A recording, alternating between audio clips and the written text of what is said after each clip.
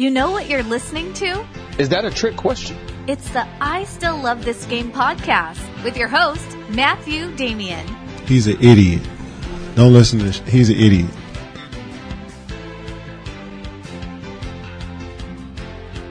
Hello and welcome to episode 58 of the I Still Love This Game podcast. If you're keeping count, this is our 20th straight day with a podcast. I'm not sure if I should be impressed or embarrassed by this. But anyway, we got quite a bit to talk about today. Two big games, and I guess we may as well, it's a good news, bad news situation. So I guess we should start with the bad news, and that was the Raptors versus the Cavs.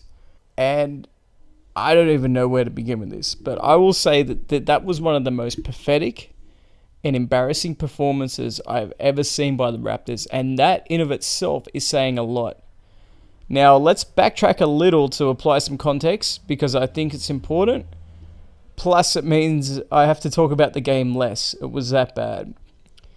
The Raptors have made strides and claims all season long that they were a different team, that they're mentally tougher, and they're ready to seriously contend for the championship.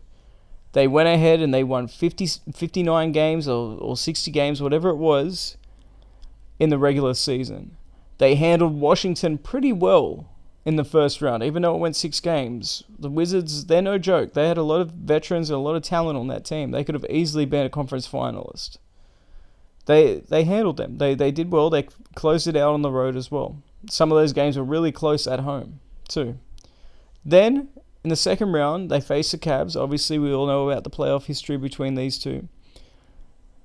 The Raptors established a double-digit lead in Game 1. Late in Game 1, they held a double-digit lead. And then they blew that. They absolutely blew it. They went 5 of 26 in the fourth quarter, something insane like that. And, of course, they ended up losing the game in overtime. So they find themselves down in the series. Game 2, considering that's at home as well, is an absolute must-win. So how would you expect them to come out? Keep in mind that their season is on the line. So surely we'd see some kind of intensity and desperation, right? Well, no. Instead, they give up 130 points and forced only 3 turnovers. 130 points and only 3 turnovers. The Cavs only had 3 turnovers for the entire game. Are you kidding me?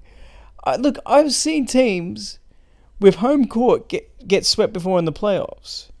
But I have never, in my life, seen a team lose the first game at home and then in the second game, the game 2 of the series, put in such an embarrassing display.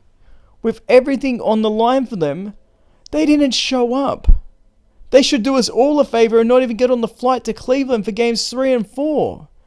Don't waste our time. Actually, no, please, play games 3 and 4. Let's watch LeBron further decimate and dissect this team. And speaking of whom, what a terrific performance by James offensively. Words can't describe how well he played, especially in the second half. Kevin Love was also huge. But let's not get too far ahead of ourselves here. As great as they were, the Raptors provided little to no resistance.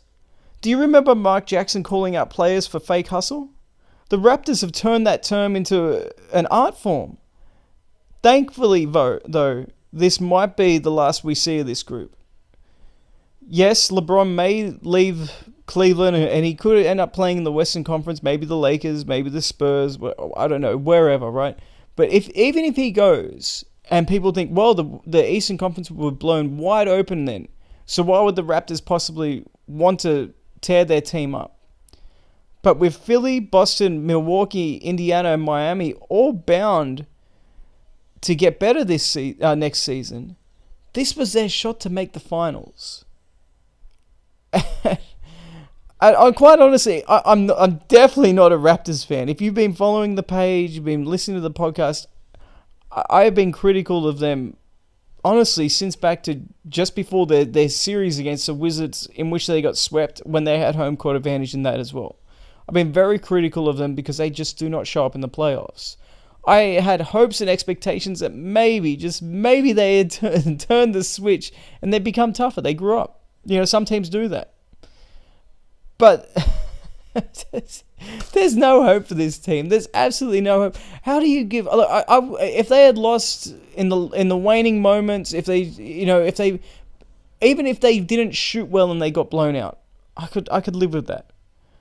But to give up, as I said, 130 points on their home court and only force 3 turnovers. LeBron usually has 3 turnovers in a quarter or a half. And their entire team only had 3 turnovers for an entire game. That tells you that they did not play any defense. And defense usually comes down to effort. Ask any ex-players or anyone that watches a game seriously, or a coach. They always preach effort and communication. They didn't show up. This was embarrassing to watch. And as I said, thankfully, this is probably the last meaningful game we're going to see of this group of Raptors. They're going to have to make some serious improvements to their roster. And I don't think they're capable of getting anywhere with this team. And I don't feel bad about it. I do feel like a bit of an idiot because I felt like I was misled. But whatever. It happens. And quite honestly, we should all be thankful that we saw this series in the second round.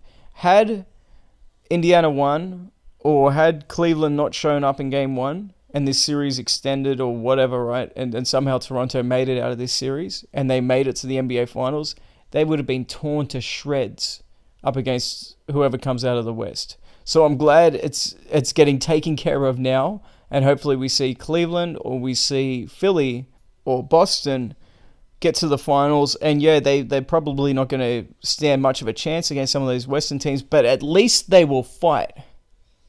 They will not give up 130 points whilst they've dropped the first game at home. How could they not realize the importance of this game? I don't care if you're up 3-0. Giving up 130 points at home and only forcing 3 turnovers is unacceptable.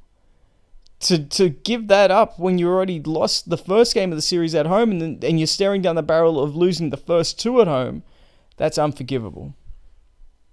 But let's move on and let's have a look at a real contest, and that was Game 2 between the Sixers and the Celtics.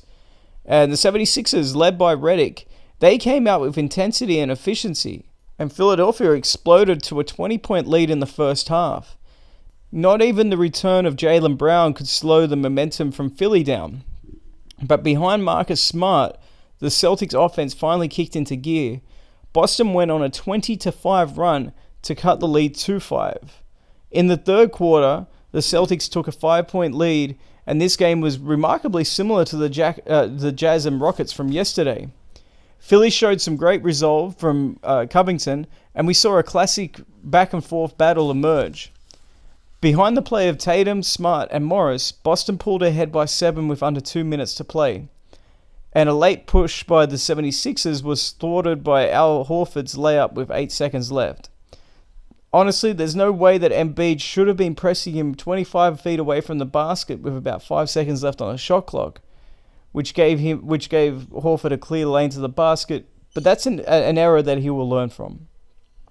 Philly now finds themselves down 0-2 after only dropping 2 games in the last 30 or so.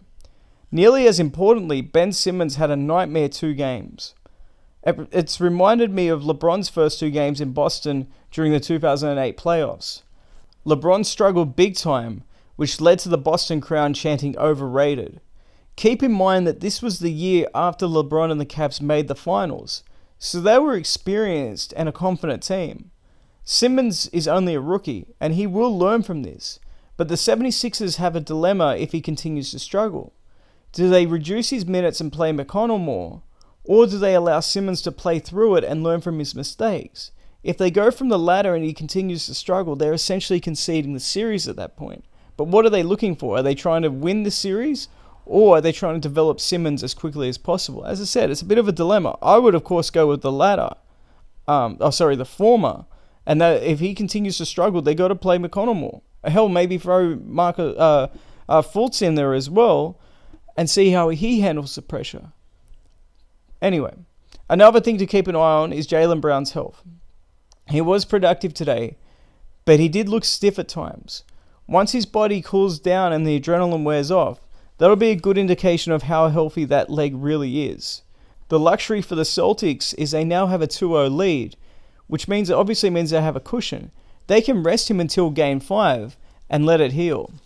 Now, despite the 2-0 lead, Boston is a young team and is yet to show consistency in playing on the road. I've got Philly rebounding and winning the next 2 games at home, and if Simmons is able to bounce back, I still will pick them to win the series even though they find themselves in this hole. Now, the other news today was Fizdale has gone to the Knicks. Of course, remember him as an assistant coach with Miami and then obviously a head coach in Memphis. And he's a good coach, don't get me wrong. I like him a lot as a coach, and he's very well respected. A lot of people were shocked in the way that he was let go from Memphis. It was essentially, usually when you see a team let a coach go mid-season, it's to give the team a bit of a spark, or they feel the team is going in the wrong direction and they're trying to correct that. But when Fizdale was let go, everyone was like, well, you may as well just write this season off. So he was universally regarded as a guy that was keeping the hopes for the Grizzlies team in order. That being said, he's going into a train wreck of a franchise. And you look at everybody they have brought in since the Patrick Ewing days, and that's how far back we have to go from this. Mike Woodson, he was the only guy that's taken them out of the first round since Patrick Ewing. That's saying how bad this team is, or this franchise is. And unless if they fix the pressure, because the media just wants to create headlines, right? And there is no team that is controlled by the media more in the NBA than the New York Knicks. And it doesn't matter if they're making strides, unless if they win a championship, it's not enough. But they don't want to build towards winning a championship. It's a long process. You would think of all teams, they haven't won since 1973, so you would think of pretty much every single franchise out there, the media and the fans would level off their expectations and allow them to build. They never seem to do that. And the only guy they brought in that genuinely didn't give I was about to say something else there, but genuinely did not care about what the media had to say about him was Phil Jackson. And they got rid of him. They ran him out of town. So that goes to show that it doesn't matter how good of a personnel you bring in, if the media doesn't like him and they want to create headlines and create turmoil, they're going to go after him. So I think Fizdale, great coach, not a great coach, but a very solid coach, but in a very bad situation. And I don't think that's going to go too far. And unless if they fix that culture, no one's going to be successful. You could bring in Pat Riley back to the organization and it still wouldn't fix it. Quite honestly, there needs to be some big changes. So I'm sorry if it sounds like I'm raining on the excitement of Knicks fans who are probably desperate for any kind of positivity. But I'm just trying to be realistic about this, and I don't think Fizdale is going to be the answer to all their problems. Now, looking ahead to tomorrow's games, we have the Warriors versus the Pelicans. I think the Pelicans will regather themselves and take Game 3. And I think the Rockets up against the Jazz, I think the Rockets right their ship and they re-establish a lead and go up 2-1. And that's all we've got time for today. It's a short podcast. I apologize, but we'll be back again tomorrow. If it's short again tomorrow, I'll answer some questions. I hope you enjoy the games. Thanks for listening and take care, guys.